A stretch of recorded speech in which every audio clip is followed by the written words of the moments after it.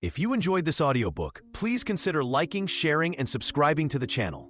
Sharing it with your friends and family helps spread knowledge. And when we help others grow, we grow too. Thank you so much for listening. Let's dive into the audiobook. Chapter 1. The Problem Seeker's Mindset. Part 1. Seeing Problems as Opportunities. When most people encounter a difficult situation at work, their first instinct is to feel frustrated or overwhelmed. But what if that initial discomfort was actually a signal that something valuable was about to happen? Research from Stanford University shows that individuals who view problems as challenges rather than threats perform 23% better on complex tasks and report significantly higher satisfaction levels afterward. Consider how Reed Hastings approached Netflix's biggest crisis in 2007. When DVD by mail was threatened by streaming technology, most executives would have seen this as a catastrophe. Instead, Hastings viewed it as a chance to completely reinvent their business model. Rather than defending their existing service, Netflix invested heavily in streaming infrastructure, while competitors like Blockbuster clung to outdated approaches. The result transformed Netflix from a mail-order company into a global entertainment giant worth over $240 billion today. This shift in perspective isn't just corporate strategy, it's backed by neuroscience. When we frame difficulties as opportunities, our brains activate different neural pathways associated with exploration and creativity. Dr. Carol Dweck's research at Stanford demonstrates that people with growth mindsets literally see more possibilities when facing obstacles. Their brains show increased activity in regions responsible for learning and adaptation. Take Sarah Blakely's journey with Spanx. When she couldn't find the right undergarment for white pants, she didn't just complain about an annoying problem. She saw a market gap worth exploring. With $5,000 in savings and no business experience, she turned personal frustration into a billion-dollar company. Blakely often says the key moment was when she stopped asking, "Why doesn't this exist?" and started asking, "What if I created it myself?" The transformation happens when you change your internal dialogue. Instead of thinking, "This is too complicated," try, "What can I learn from this complexity?" Rather than, "This shouldn't be happening," consider, "What is this situation trying to teach me?" This isn't positive thinking, it's practical reframing based on documented success patterns. Amazon's approach to customer complaints illustrates this principle perfectly. While most companies view complaints as problems to resolve quickly, Amazon treats them as innovation opportunities. Their customer service team doesn't just solve issues, they identify patterns that lead to product improvements and new services. This mindset helped create features like one-click ordering and predictive shipping.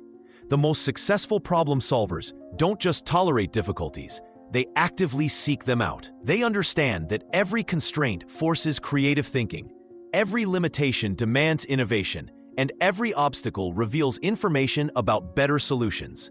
When you start viewing problems as your personal research and development department, everything changes about how you approach challenges. Part 2. The Puzzle Within. Breaking down complexity. When faced with a 10,000-piece jigsaw puzzle, most people feel paralyzed by the sheer magnitude. But watch an experienced puzzler work. They don't stare at the mountain of pieces. Instead, they sort edges, group colors, and tackle one small section at a time. This approach transforms an impossible task into a series of manageable steps. Complex problems share this same principle. When Netflix decided to shift from DVD by mail to streaming, they didn't attempt to solve every challenge simultaneously. Reed Hastings and his team broke the transformation into distinct components: content licensing, streaming technology, bandwidth optimization, and customer migration. Each piece received focused attention before integration into the larger solution. This systematic breakdown enabled them to execute one of the most successful business pivots in modern history. The human brain struggles with overwhelming complexity, but it excels at processing smaller, interconnected parts. Cognitive research by George Miller revealed our working memory can effectively handle only 7 items at once. Beyond this limit, we make errors, miss critical details, and become mentally fatigued. Professional problem solvers leverage this knowledge by deliberately fragmenting complex challenges. Consider how emergency room doctors approach critical patients. They don't tackle everything at once. Instead, they follow the ABCDE protocol: airway, breathing, circulation, disability, and exposure. This systematic breakdown ensures nothing essential gets overlooked while preventing cognitive overload during high-pressure situations. The most effective decomposition technique involves identifying the problem's core components and their relationships. Start by asking, what are the three main elements driving this situation? Then drill down one level deeper for each element. McKinsey consultants use this MECE approach, mutually exclusive, collectively exhaustive, to ensure complete coverage without overlap. Toyota's legendary problem-solving methodology demonstrates this principle beautifully. When production issues arise, their engineers don't immediately jump to solutions. They systematically ask why 5 times, peeling back layers until the root cause emerges. A machine stops working. Why? A fuse blew. Why did the fuse blow? Overloading. Why was there overloading? Inadequate maintenance. This methodical breakdown reveals the actual problem requiring attention. Visual mapping accelerates this process significantly. Draw your problem as a flowchart or mind map, showing how different elements connect and influence each other. This external representation frees up mental processing power while revealing patterns invisible in abstract thinking. Remember that complexity often masks simplicity. What appears as an intricate web of interconnected challenges frequently reduces to a few fundamental issues once properly dissected. The key lies in patient, systematic breakdown rather than attempting to solve everything simultaneously. Like that puzzler working methodically through sections, you'll discover that most complex problems become surprisingly manageable when approached one piece at a time. Part 3. Curiosity, the spark of solutions. When NASA's Apollo 13 crew faced potential catastrophe in space, mission controller Gene Kras didn't panic or reach for complex engineering manuals. Instead, he asked a single, powerful question. What do we have on the spacecraft that's good? This moment of deliberate curiosity transformed a potential disaster into history's most celebrated space rescue. Curiosity operates as the engine that drives breakthrough thinking. While many people accept surface-level explanations or rush toward immediate solutions, exceptional problem solvers pause to question assumptions, explore unusual angles, and dig beneath obvious answers. They understand that the first explanation rarely reveals the complete picture. Consider how Sarah Blakely founded Spanx by questioning something most people accepted without thought. When she couldn't find the right undergarment for white pants, instead of simply complaining or settling for what existed, she asked, "Why doesn't this product exist?" That single curious question led her to cut the feet-off pantyhose, creating a billion-dollar company from a moment of wonder. The quality of your questions determines the quality of your solutions.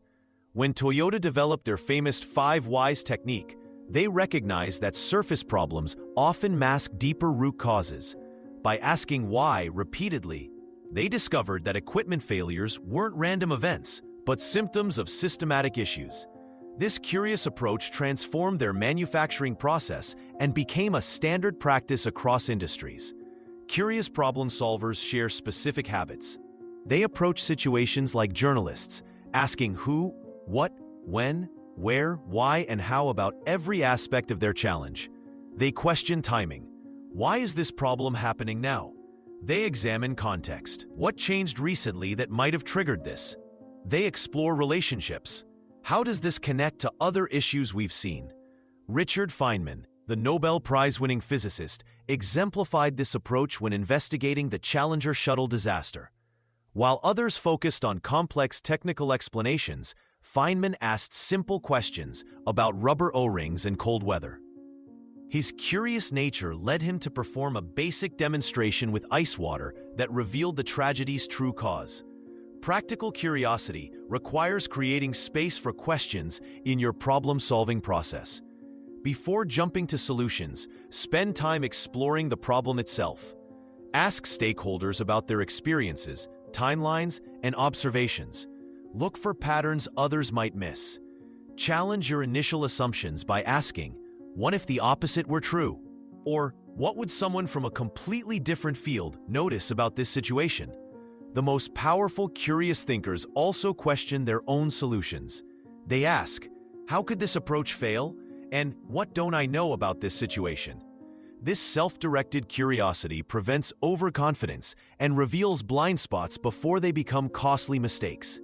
Curiosity transforms problems from frustrating obstacles into fascinating puzzles waiting to be solved. When you approach challenges with genuine wonder rather than predetermined solutions, you open pathways to insights that others miss entirely. Part 4. From frustration to focus, staying calm under pressure. When tennis champion Roger Federer double faulted at match point in the 2008 Wimbledon finals, cameras captured something remarkable. His breathing remained steady, his shoulders relaxed. Despite losing that legendary match to Rafael Nadal, Federer's composure under crushing pressure demonstrated a truth most problem solvers ignore. Emotional control often matters more than raw intelligence. The human brain operates like a smartphone with too many apps running simultaneously. When stress floods your system, working memory crashes. Dr. C.N. Bylock's research at the University of Chicago revealed that high-pressure situations reduce cognitive capacity by up to 50%. Suddenly, problems that seemed manageable become overwhelming mountains. Consider what happened to the engineers at NASA during the Apollo 13 crisis. When oxygen tanks exploded 200,000 miles from Earth, initial panic could have doomed the mission. Instead, Flight Director Gene Kranz implemented what he called steely-eyed missileman discipline. The team paused, took deliberate breaths, and methodically worked through each system failure. Their emotional regulation literally saved 3 lives. This pattern repeats across industries. Emergency room physicians learn to pause for 3 seconds before treating critical patients. Day traders use breathing techniques between high-stakes decisions. Navy SEALs practice box breathing, 4 counts in, hold 4, out 4, hold 4, to maintain clarity during combat. The physiology explains why calmness works. When your amygdala triggers fight or flight responses, blood flow diverts from the prefrontal cortex, your brain's executive center responsible for complex reasoning. Controlled breathing activates the parasympathetic nervous system, restoring cognitive function within minutes. But staying calm doesn't mean suppressing frustration entirely. Research by psychologist Tim Kasser shows that acknowledging emotions without judgment actually accelerates problem solving. When Toyota's engineers face production challenges, they practice a technique called Genchi Genbutsu, going to see the actual problem while maintaining emotional equilibrium. They observe frustration rising, name it, then redirect energy towards systematic analysis. The most effective calm under pressure technique comes from chess grandmaster Josh Waitzkin. He calls it making smaller circles. When facing complex problems, reduce your focus to the smallest manageable element. Instead of wrestling with entire challenges, zoom in on single variables. This micro-focus naturally reduces anxiety while maintaining forward momentum. Professional negotiators use a related approach called tactical breathing during tense discussions. 3 deep breaths create enough space between stimulus and response to choose clarity over reactivity. The pause feels eternal to you, but appears completely natural to others. Your emotional state directly influences solution quality. Frustrated minds generate obvious answers. Calm minds discover elegant solutions others miss. The next time pressure builds around a challenging problem, remember that your first task isn't solving anything. It's creating the mental conditions where solutions can emerge. Chapter 2, Tools of the Trade, Part 1, Patterns and Problems, Spotting What Matters. When software engineer Margaret Hamilton faced NASA's Apollo 11 crisis in 1969, she didn't panic as alarms blared through mission control. Instead, she recognized something familiar, a pattern she'd seen during countless simulations. Her ability to spot this recurring theme helped save humanity's first moon landing. Expert problem solvers possess a remarkable skill that separates them from novices. They see patterns where others see chaos. Think of it like a chess master who instantly recognizes board positions from thousands of previous games. While beginners analyze each piece individually, masters see familiar formations that guide their next moves. Dr. Gary Klein, who studied firefighters and emergency responders, discovered that experienced commanders rarely brainstorm multiple solutions. Instead, they quickly identify situational patterns and apply proven responses. A fire chief doesn't debate whether to use ladders or hoses when facing a burning building. He recognizes the fire pattern and knows exactly which approach works. This pattern recognition extends beyond emergencies. When Toyota's production teams spot quality issues, they don't treat each problem as unique. They look for recurring themes. Is this a supplier issue? A training gap? A design flaw? By categorizing problems into familiar patterns, they solve them faster and prevent future occurrences. Consider how doctors diagnose patients. Medical students memorize symptoms, but experienced physicians recognize disease patterns. They've seen similar combinations of symptoms hundreds of times. A seasoned cardiologist immediately spots heart attack patterns that might take residents hours to identify through systematic testing. The same principle applies to business challenges. When Netflix faced declining subscriber growth in 2011, CEO Reed Hastings recognized a pattern from his software industry experience. Market saturation requires product evolution. Instead of panicking, he applied the familiar pattern of platform transformation, leading to Netflix's successful shift into original content production. You can develop this pattern recognition skill by maintaining a problem journal. Document challenges you face, solutions you try, and outcomes you achieve. Over time, you'll notice recurring themes. Marketing problems often stem from messaging clarity. Team conflicts frequently involve communication breakdowns. Budget shortfalls typically trace back to planning assumptions. Start asking yourself, what does this remind me of? When facing a new challenge, scan your memory for similar situations. Even seemingly unrelated experiences can offer valuable insights. A restaurant owner might solve staffing issues by applying crowd management patterns learned from retail experience. Professional consultants excel at this approach. They maintain mental libraries of business patterns, growth challenges, operational inefficiencies, cultural transformations. When entering new organizations, they quickly identify which familiar pattern fits the current situation. The key lies in active observation rather than passive problem solving. Instead of immediately jumping into solution mode, pause to examine the problem structure. What familiar elements do you recognize? Which aspects feel similar to previous challenges? This pattern-based approach transforms complex problems into manageable puzzles with known solutions. Part 2. Simple steps to tackle tough questions. When Amazon's customer service team faced thousands of complaints about delayed deliveries in 2018, they didn't panic or immediately hire more staff. Instead, they applied a systematic approach that any problem solver can use.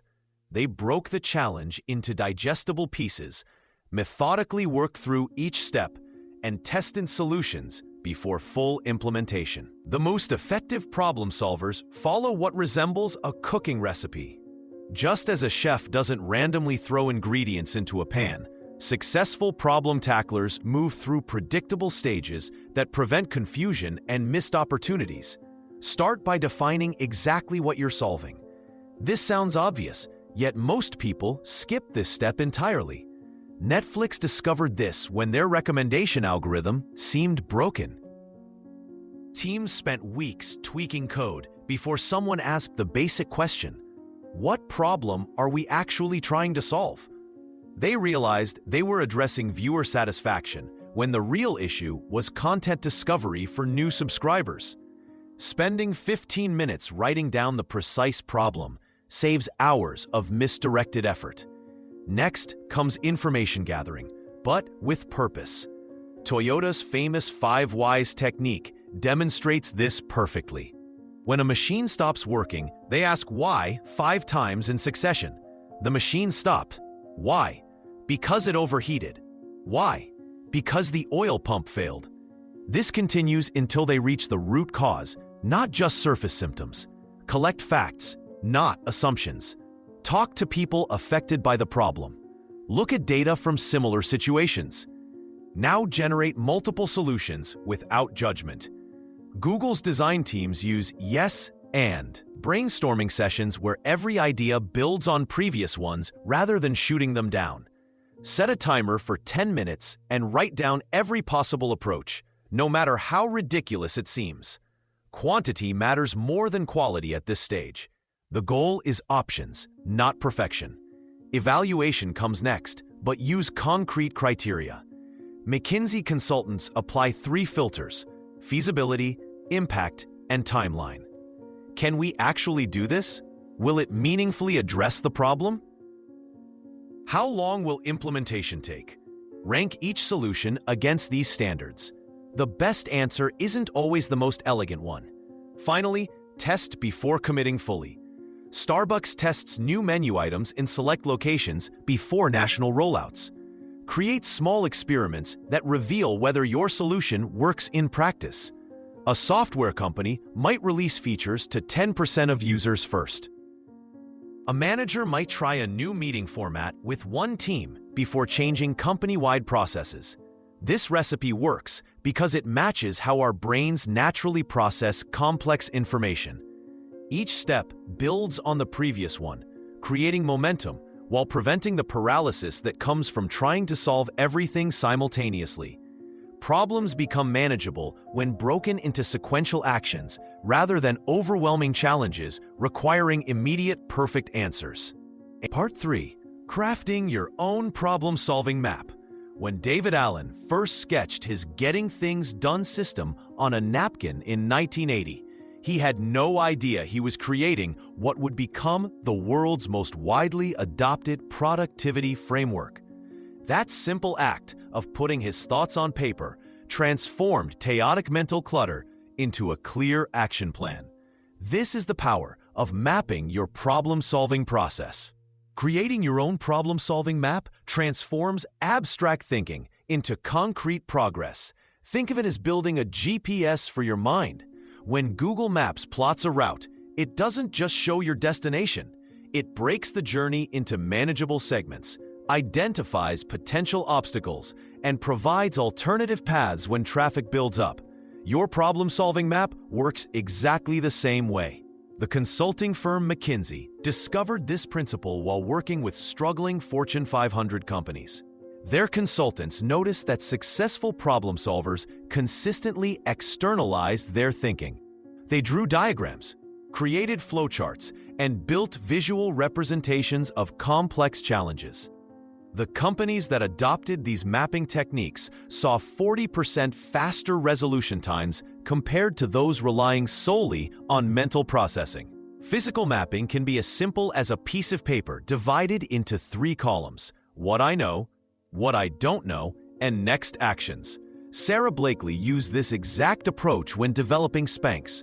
She mapped out every aspect of her pantyhose problem on her kitchen table, from manufacturing questions to patent research. This visual organization helped her identify the specific knowledge gaps that needed filling first. Digital tools offer more sophisticated options. Mind mapping software like MindMeister or even simple spreadsheets can track your progress dynamically. The key lies not in the tool itself, but in the act of externalizing your mental process. When thoughts exist only in your head, they compete for attention with dozens of other concerns. When mapped visually, they become manageable components of a larger system. Ray Dalio, founder of Bridgewater Associates, credits his success to what he calls principled thinking maps. He documents every problem-solving process, creating templates for similar future challenges. This approach allowed his hedge fund to maintain consistent performance even during market volatility. Each map became a reusable framework, accelerating solutions for comparable problems. Your mapping style should reflect how your brain naturally organizes information. Visual learners might prefer flowcharts and diagrams. Sequential thinkers often gravitate toward numbered lists and step-by-step progressions. Narrative processors might create story-based maps that follow cause and effect relationships through their challenge. The most effective maps include checkpoint questions. What assumptions am I making? Where might I be stuck? What would success look like? These reflection points prevent tunnel vision and maintain perspective throughout your problem-solving journey.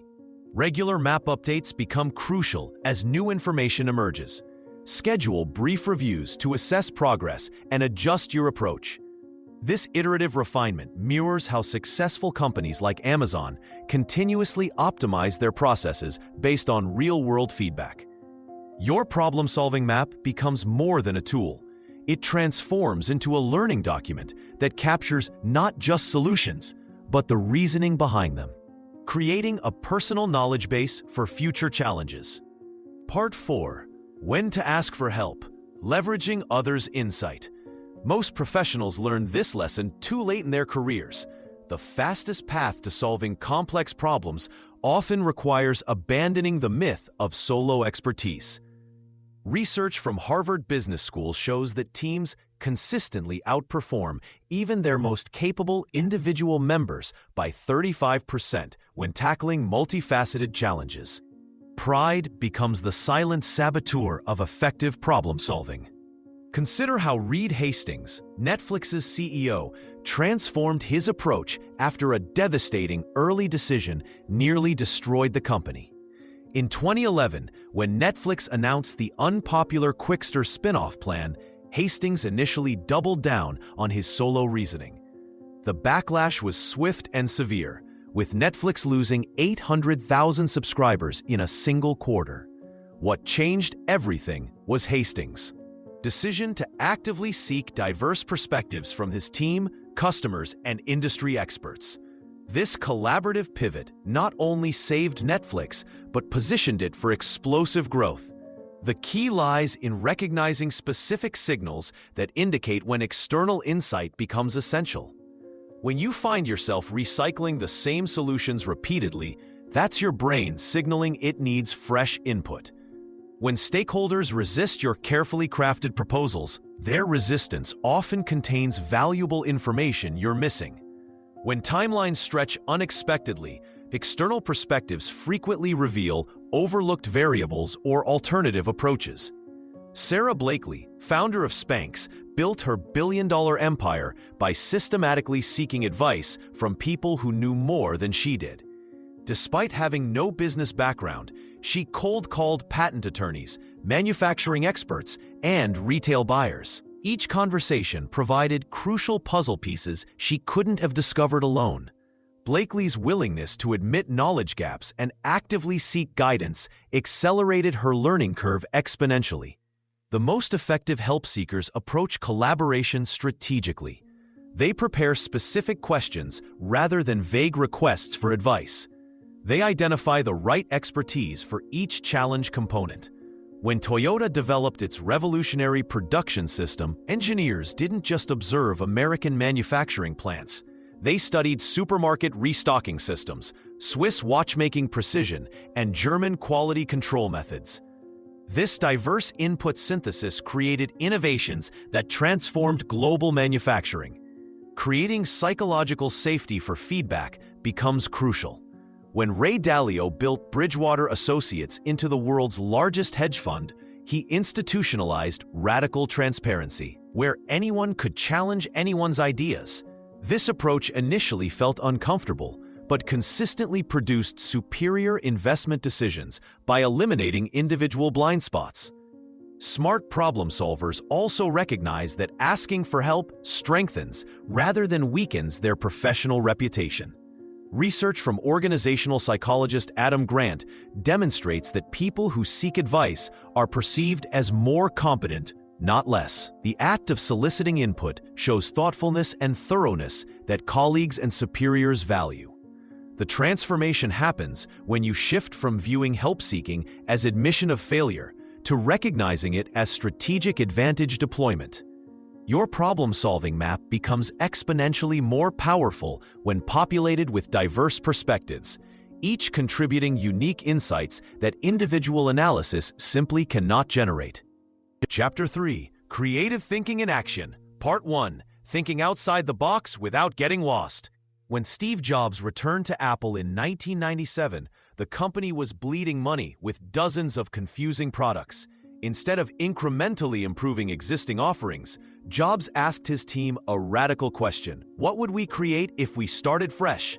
This unconventional approach led to the revolutionary iMac, but only because Jobs paired wild creativity with ruthless focus.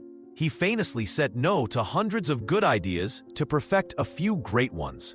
Creative thinking without boundaries becomes chaos. The most innovative problem solvers master the art of structured imagination.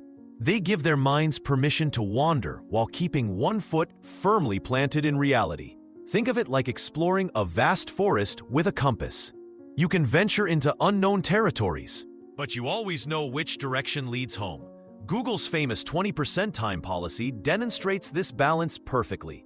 Engineers could spend 1 day per week on any project they wanted, no matter how unconventional. This freedom produced Gmail, Google News, and AdSense. However, these breakthroughs happened because Google maintained clear evaluation criteria. Wild ideas had to demonstrate real user value and align with company goals. Without these boundaries, creativity becomes mere distraction.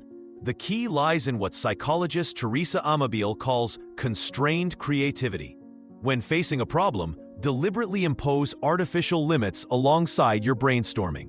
Set a timer for exactly 10 minutes to generate ideas, or force yourself to find solutions using only materials in your immediate workspace. Pixar uses this technique in creating movies.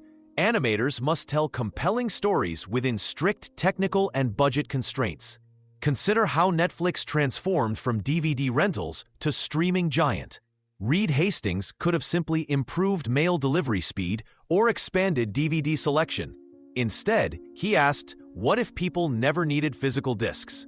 This wasn't reckless dreaming. Netflix tested streaming technology extensively, analyzed bandwidth trends, and studied consumer behavior before making the leap.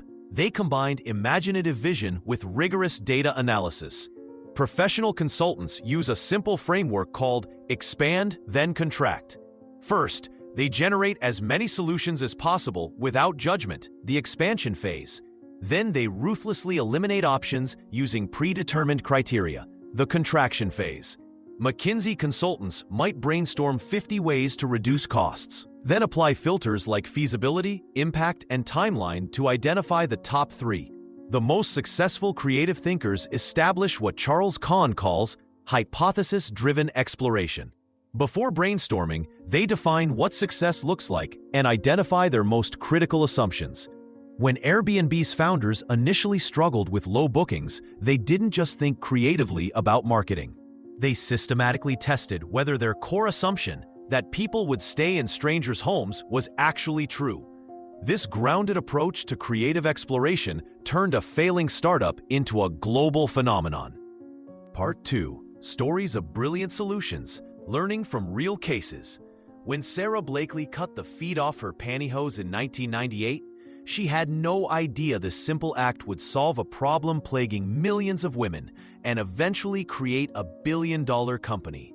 Her frustration with visible panty lines under white pants led to one of the most successful product innovations in modern retail history, proving that breakthrough solutions often emerge from everyday annoyances. Blakely's journey exemplifies what psychologists call functional fixedness, our tendency to see objects only in their traditional use. Most people viewed pantyhose as complete garments, but Blakely saw modular components. She spent 2 years researching hosiery manufacturing, cold calling factories, and refining her prototype. When Neiman Marcus agreed to carry Spanx, Blakely personally demonstrated the product to customers in stores. Her willingness to challenge assumptions and persist through rejection transformed intimate apparel forever. The medical field offers equally compelling examples. Dr. Barry Marshall faced fierce resistance when he proposed that stomach ulcers were caused by bacteria, not stress or spicy food. The medical establishment had convinced itself that bacteria couldn't survive in the stomach's acidic environment. Rather than conduct lengthy studies, Marshall took an extraordinary step. He infected himself with H. pylori bacteria and developed gastritis within days. He then cured himself with antibiotics, proving his theory. This radical self-experimentation earned him a Nobel Prize and changed treatment for millions of ulcer patients worldwide. Consider how Southwest Airlines revolutionized air travel by questioning fundamental industry assumptions. While competitors focused on hub-and-spoke models with premium amenities, Southwest asked a different question. What if we treated airlines like buses in the sky? They eliminated assigned seating, meal service, and multiple aircraft types. This seemingly backwards approach created the most profitable airline in history by solving the core problem: affordable point-to-point transportation. Technology offers perhaps the most dramatic transformation story in Netflix's evolution. When Reed Hastings received a $40 late fee for Apollo 13 at Blockbuster, he didn't just complain, he reimagined video rental entirely. Netflix initially succeeded with mail-order DVDs, but Hastings anticipated a fundamental shift toward streaming. While Blockbuster clung to physical stores, Netflix cannibalized its own profitable DVD business to build streaming infrastructure. This willingness to abandon a successful model for an uncertain future demonstrates sophisticated problem-solving thinking. Each story reveals common patterns. These innovators identified problems others ignored, questioned accepted wisdom, and persisted despite skepticism. They combined creative thinking with systematic execution, testing assumptions rather than just debating them.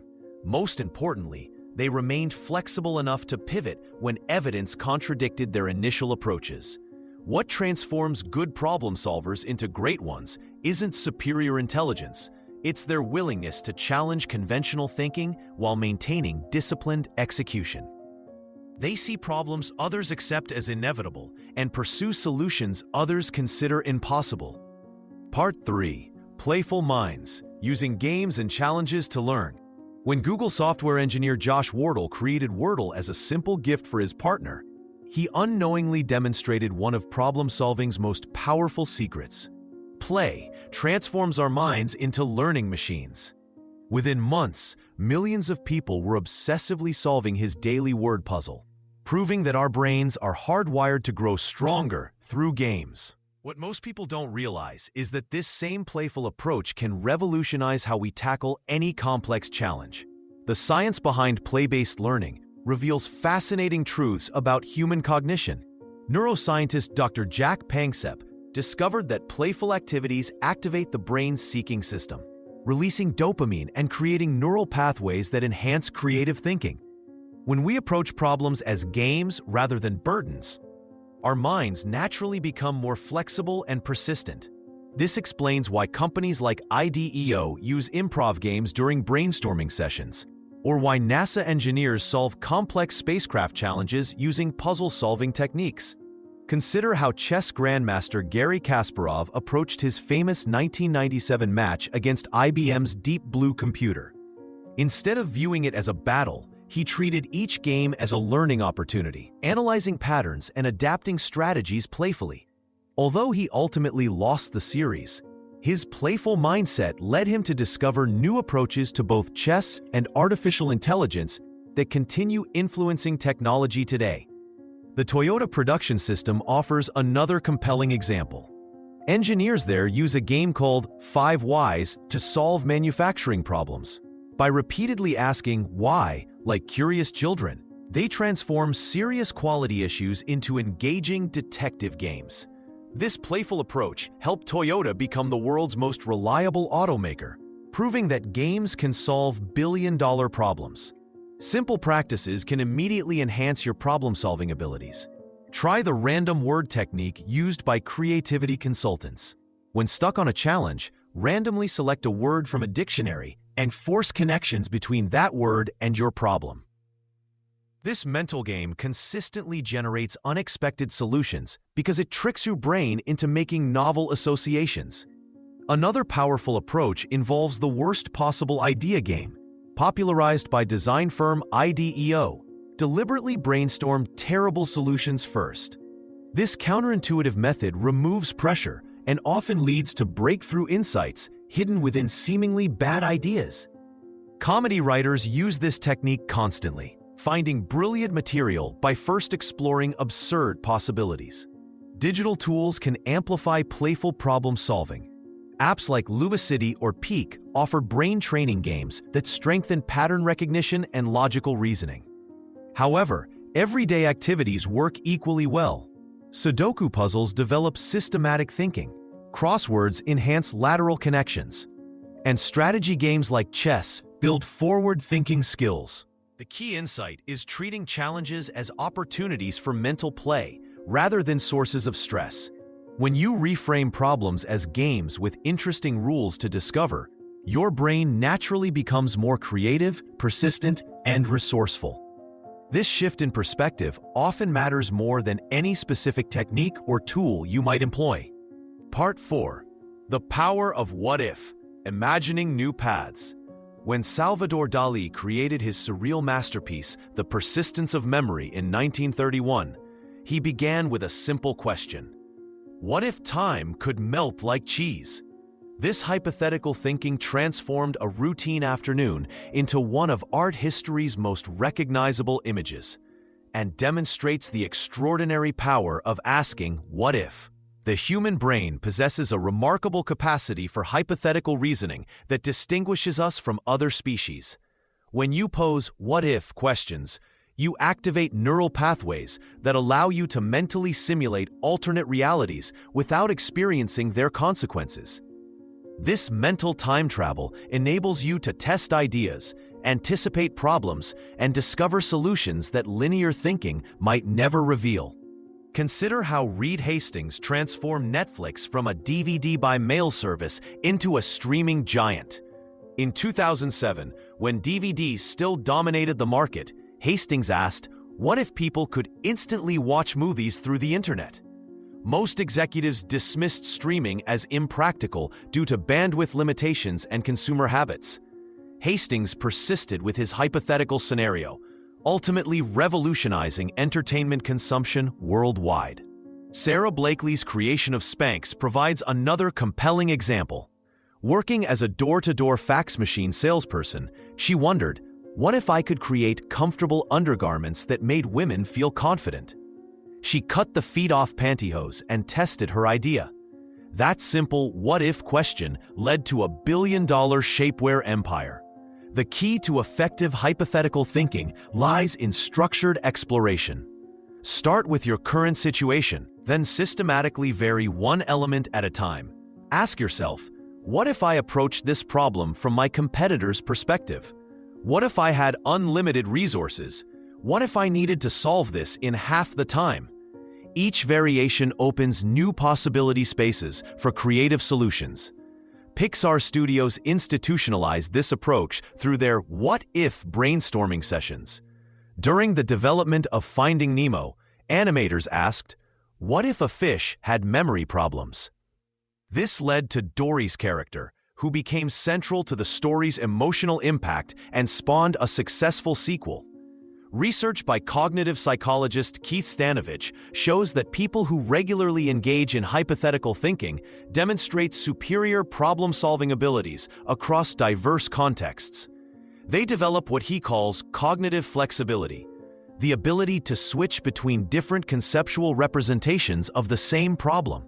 Practice hypothetical thinking by dedicating 10 minutes daily to exploring alternative scenarios related to your current challenges.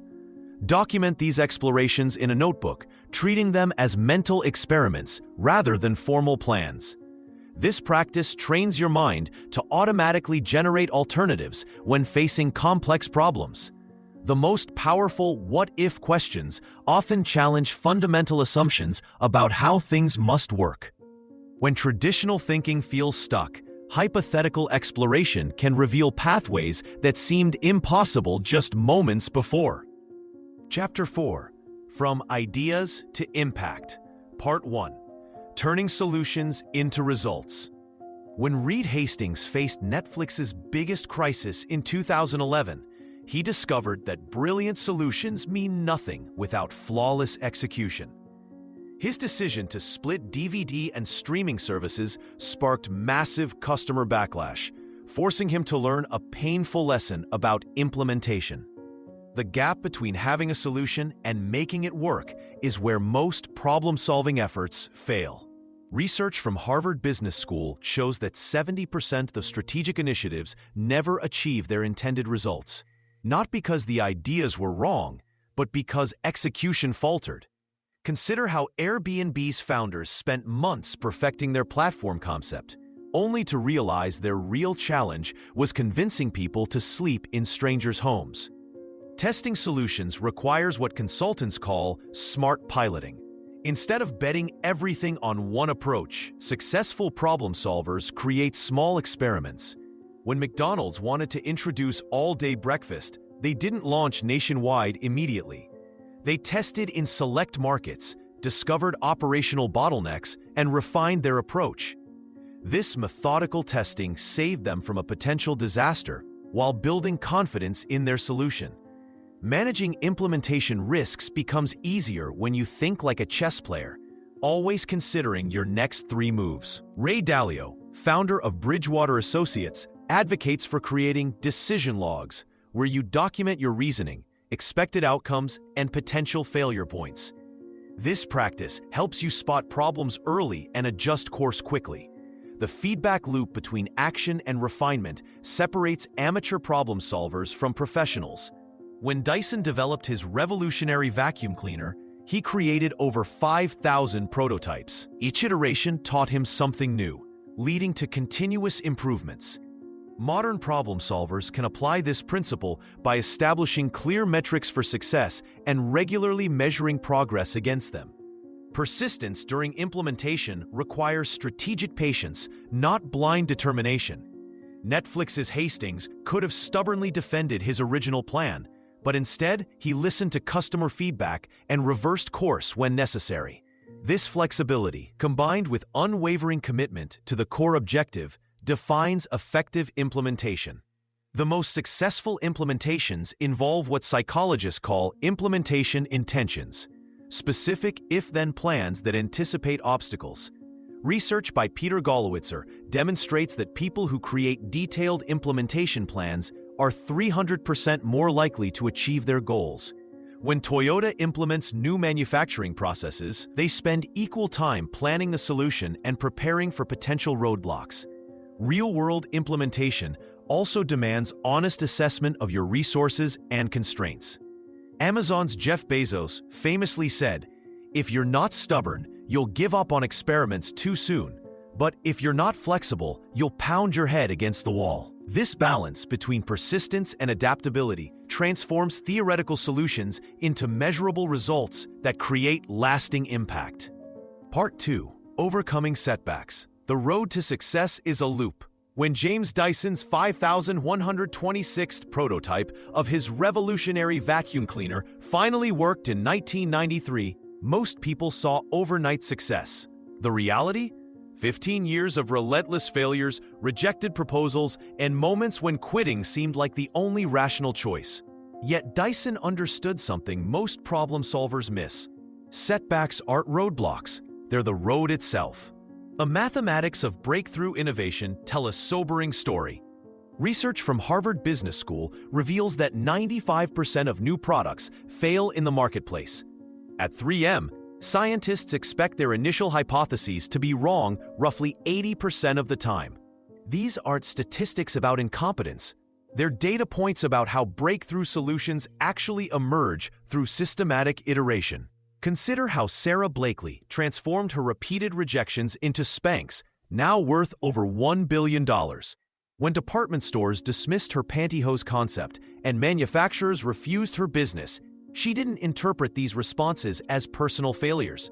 Instead, she treated each no as market research, refining her pitch and product until Neiman Marcus finally said yes. Her father had taught her to celebrate failures at dinner each night, asking what mistakes she'd made and what she'd learned from them. This reframing proves critical because our brains are wired to interpret setbacks as threats rather than information. When psychologist Carol Dweck studied thousands of students, she discovered that those with growth mindsets consistently outperformed their fixed mindset peers, not because they were smarter, but because they processed failure differently. Growth-minded individuals saw setbacks as temporary states requiring different strategies, while fixed-minded ones interpreted them as permanent reflections of their abilities. The most effective problem solvers develop what researchers call failure immunity, the ability to extract learning while maintaining momentum. Netflix exemplifies this approach. When their original DVD-by-mail model faced the streaming revolution, they didn't cling to past success. Instead, they cannibalized their own business model, fully expecting initial streaming efforts to fall short. CEO Reed Hastings famously said, "Most of our original content investments will fail, but the few that succeed will more than compensate for the losses." Building this resilience requires specific practices. First, establish failure quotas. Google's 20% time policy acknowledges that innovation requires systematic experimentation, with most projects never reaching market. Second, create rapid feedback loops. Amazon's Jeff Bezos implemented two-way door decisions, reversible choices that could be quickly undone if they prove wrong, allowing teams to experiment without fear of permanent consequences. The key insight? Every setback contains 3 types of information: what doesn't work, why it doesn't work, and what to try next. When Edison's team tested over 6,000 materials for light bulb filaments, they worked failing 5,999 times. They were systematically eliminating variables to identify the one solution that worked. This perspective transforms frustration into fuel, converting each apparent dead end into directional guidance toward breakthrough solutions. Part 3. Learning to reflect and improve every time. When NASA's Apollo 13 mission encountered a catastrophic explosion 200,000 miles from Earth, Flight Director Gene Kranz didn't just focus on the immediate crisis. After safely returning the crew, he instituted what became known as failure reviews, systematic examinations of what went wrong and how to prevent similar issues. This practice transformed NASA's approach to space exploration and saved countless future missions. The most effective problem solvers share a common habit that separates them from everyone else. They consistently extract maximum learning from every experience. Research by Harvard Business School professor Francesca Gino found that employees who spent just 15 minutes reflecting on their work showed 23% better performance compared to those who dove straight into the next task. Consider how Toyota revolutionized manufacturing through their Hansei practice, a Japanese concept meaning self-reflection. After every project, Toyota teams conduct structured reviews asking 3 critical questions. What went well? What didn't work? What will we do differently next time? This systematic reflection helped Toyota become the world's most efficient automaker, reducing defect rates to near zero levels. The key lies in creating what psychologist Carol Dweck calls a learning loop. Instead of viewing completed problems as finished business, treat each solution as valuable data for future challenges. Ray Dalio, founder of Bridgewater Associates, built the world's largest hedge fund using this principle. His teams conduct principalism sessions after major decisions, documenting not just outcomes, but the reasoning process itself. Start by keeping a simple problem-solving journal. Within 24 hours of resolving any significant challenge, write down 3 specific elements: the initial assumptions that proved correct, the assumptions that were wrong, and the moment when breakthrough thinking occurred. Amazon's leadership principles include learn and be curious, Precisely because Jeff Bezos observed that teams who reflected systematically made fewer repeated mistakes. The neuroscience supports this approach. When we consciously reflect on experiences, our brains strengthen neural pathways associated with pattern recognition. Dr. Daniel Kahneman's research shows that deliberate reflection helps overcome cognitive biases that cause us to repeat ineffective strategies. But reflection without application remains academic exercise. The growth mindset in action means immediately testing new insights on smaller problems before facing major challenges.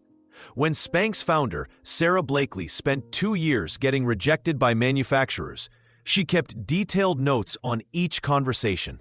These reflections revealed that her approach needed adjustment, leading to the breakthrough meeting that launched her billion-dollar company. Transform every setback into curriculum for your next success.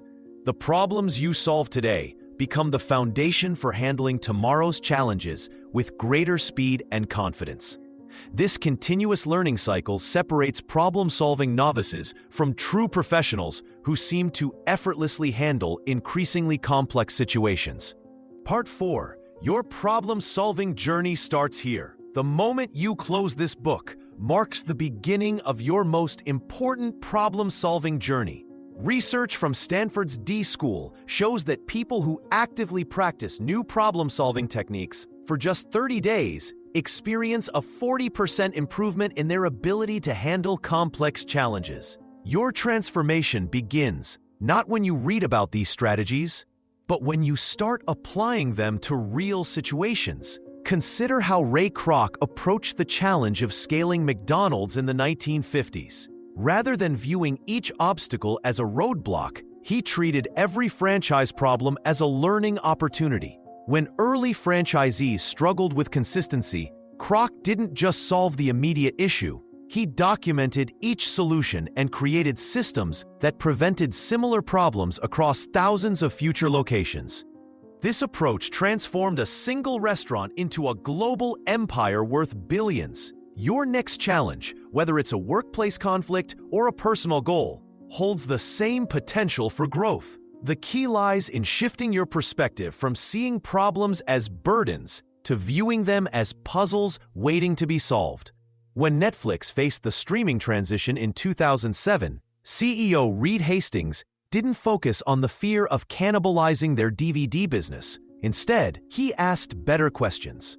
What do customers really want? How can we deliver entertainment more effectively? This curiosity-driven approach led to one of business history's most successful transformations. Start small, but think systematically. Pick one recurring problem in your daily life, perhaps inefficient morning routines or communication gaps with colleagues.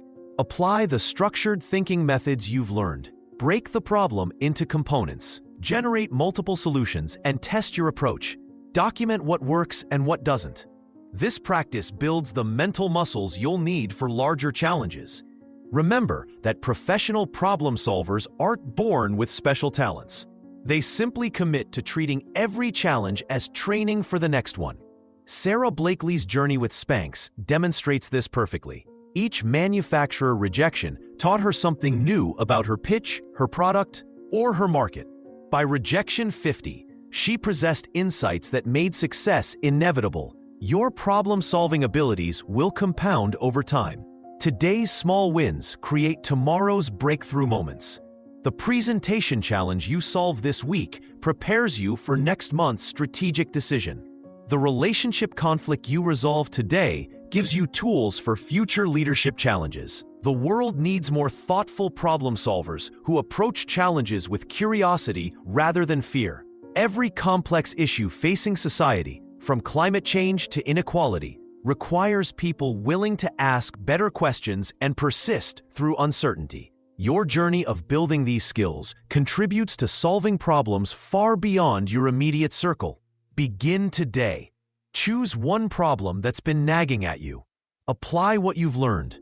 Trust the process. Your most rewarding problem-solving adventures await.